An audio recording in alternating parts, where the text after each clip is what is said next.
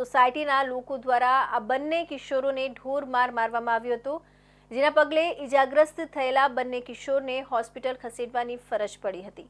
હાલ તો આ બંને કિશોરને ઢોર માર મારવામાં આવી રહ્યોનો વિડીયો સોશિયલ મીડિયામાં વાયરલ થઈ રહ્યો છે, જ્યારે પોલીસ દ્વારા વધુ તપાસ કરવામાં આવી રહી છે। સારોલી પોલીસ સ્ટેશન હદ વિસ્તારમાં કુંભારિયા ખાતે પ્રતીક્ષા રેસિડેન્સી આવેલી છે। ગતરોજ રાત્રે હોળીની ઉજવણી કરવામાં આવી રહી હતી। દરમિયાન બે જેટલા કિશોર દ્વારા પાણી ભરેલી પોટલીઓ ફેંકવામાં આવતા બબાલ સર્જાઈ હતી। સોસાયટીના લોકો એકઠા થઈ ગયા હતા અને આ બંને કિશોરને મારવાનું શરૂ કર્યું હતું।